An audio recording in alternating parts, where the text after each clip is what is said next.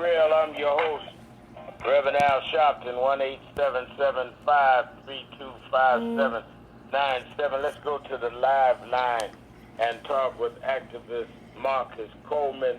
Marcus headed National Action Network's Atlanta chapter and led in honoring her as he hosted the 5th anniversary of the chapter a couple of years ago and honored Dr. Amelia Boynton Robinson. Marcus, what did that mean to you? And tell us the background of how you decided, how you got it there, and what was it like? Yes, sir. Well, always good to talk to you, General. As we talk about the tragedy of today, it's unfortunate since we lost the life of Dr. Boynton that her legacy will not be told in full because of what is dominating the news.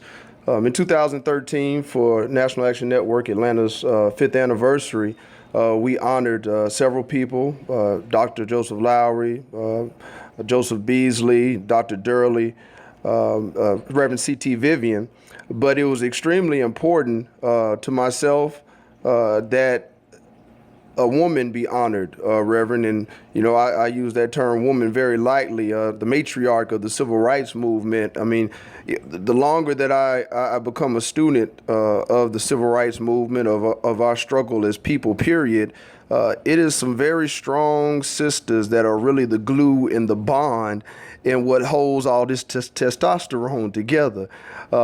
It is the females in the movement that endure just as much suffering as the men, but are basically like the firefighters of the movement, or the fire extinguishers. And Ms. Boynton, I was very honored to be in her presence. During that time, of course, we had, of course, all the chapter members and local leaders, but also at that point in time, Reverend, I had my football team, my Little League football team, and at that time, these were 7-year-olds that had the opportunity to talk with Ms. Boynton and their parents. Reverend, we just recently lost Julian Bond, as I know you have discussed, and as I look back, we're losing so many of our icons. And it brings to mind the urgency of now. It brings to mind those of us that are in leadership positions, or those of us that are in positions of doing work. The urgency of now for us to come together as a people, because we've lost so many, Reverend. And it just makes me wonder, what does the future hold? Now, I'm very confident. I'm an advocate for my generation and the younger generation, but we really just need to sit back a minute and take notice as to the entire generation, or generations, I might say, that are being removed from this earth, and what their legacy meant, and what does that mean to us as we keep pushing. Well, I think one of the things that I always say to people is when you look at those that pass on, and you think of their great contribution, you think of we wouldn't be where we are, we would not even be in the discussions we're in. Yes, sir. Not been for them and the sacrifice.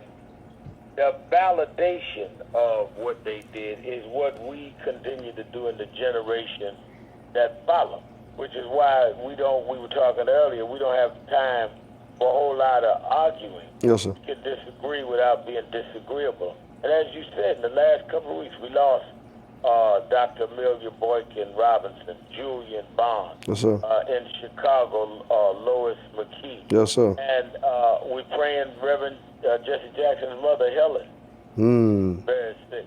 Yes, sir. So, I mean, at some point, we've got to really stop and say there's a changing of the guard in terms of this side of life, and it puts more obligation on those of us that are still here and know the story, yes, sir, and know the legacy, and know the history, to share it and to keep it going, because there's so many of our young people and old people that don't even know the story, don't know the legacy, and don't know how we got where we are. I think it puts more obligation on us, and I think a lot of us don't understand that. Well, yeah, so I'm going to post this small clip from the anniversary, and it was so profound what she said. And this was she was 101 at that point in time. I actually opened up by telling the people that I don't think you realize that you're in the presence of someone whose shoulders you're standing on. And then when Ms. Boynton got honored and got a chance to speak, very profound speech. But at the end, she said, listen, for those of you that say you're standing on our shoulders, don't stand on our shoulders. You can't do nothing standing. Get up and do something. and I, if you can't be checked by your elders, it just means so much more than just being checked. I mean, so many of us do a lot of talking, Reverend. We praise the generations before us, but we're not doing anything to honor them by action. So again, the urgency of now, and I like what you said, Reverend. Their passing validates a movement, a struggle, and it puts more obligations on those of us just to keep it moving because the struggle continues. The other thing, and I was talking earlier about this in the show, the other thing is that we cannot be so insecure. Yes, sir. That we can't learn from each other. Yes, sir. It was a time that you would hear some of the young activists, well, I don't want to talk to any of the others, and I don't want to deal with so-called legacy groups. But now I'm finding they don't even want to talk to those in your generation like you that have been out here a long time. Yes, sir. I mean, we cannot have righteous arrogance where some people just getting involved have great ideas. I believe some very sincere, but insecure in the sense that rather than appear like you knew and don't know some things, you shut down. Say, I don't hear from nobody. I'm doing my way. This is new. There's nothing new. And there's nothing wrong with you not knowing. It's great you want to be involved. And you ain't got to talk to old folks. You are in their generation. Talk to you, people that's been involved. You can't discard people. Yes, sir. Have already run the traps and fought the battles that you just getting into. If nothing else, they can give you some hints of what to be aware of.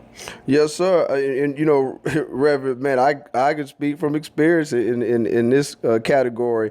Always giving homage and love to you, to be quite honest, because the national scene is where I started with you. But you know very well that in the nationalist movement, I have various friends and collab with them as well. Here's the point I'm trying to make. I know the necessity and the reason behind civil rights organizations and civil rights leaders. I know the importance and the history of that. But when I deal with that side of it, some of my nationalist brothers will criticize me and, say things that aren't too pleasant. And then when I'm over on the nationalist side, all fighting for the same cause now. But when I'm on the nationalist side, then some of my brothers from the civil rights movement will say it's a waste of time, this group. So it's so counterproductive.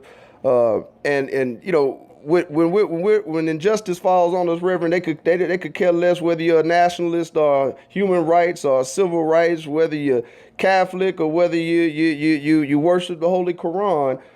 We got to understand that there's a common enemy, and we need to come together to defeat that enemy. And we've got to understand that the blood that binds us, Dr. William Augustus Jones used to say, is thicker than the waters that divide us. Yes, sir. And a lot of what we get angry about is like I tell a lot of people in the national thing, what you doing? I'm not stopping you from doing. Don't waste your time arguing about me. I'm not trying to break in your rally or break in what you're doing. I'm doing what I'm doing. Yes, sir. And if we all can just drive down our lane, it's like riding down I-20 in Atlanta. Yes, sir. In your lane, we won't have no accidents, and I'll meet you at the destination. That's right. You don't have to be in the same lane. But it's when you start crossing lanes and don't turn your signal on. Well, it makes you wonder, Reverend, if, a lot of these individuals they're more into the disruption and the noise that it caused and the separatism than the actual goal. And as we understand that we fight this one common enemy, it's very important for us to understand that there is an enemy within, and that enemy within is just as, if not more dangerous than that enemy on the outside. So just make sure you know who your enemies and who your friends are. He wouldn't be an enemy if he wasn't an enemy on the inside. Enemy in and of itself. Yes, sir. Well, I wanted to get you on. I appreciate you, Reverend. You certainly honored her, and you certainly made sure that the chapter there and the organization did, and we couldn't spend enough airtime talking about the contributions, the sacrifice, and the legacy of Dr. Amelia Boynton Robinson. Thank you, Marcus Coleman. Let me thank all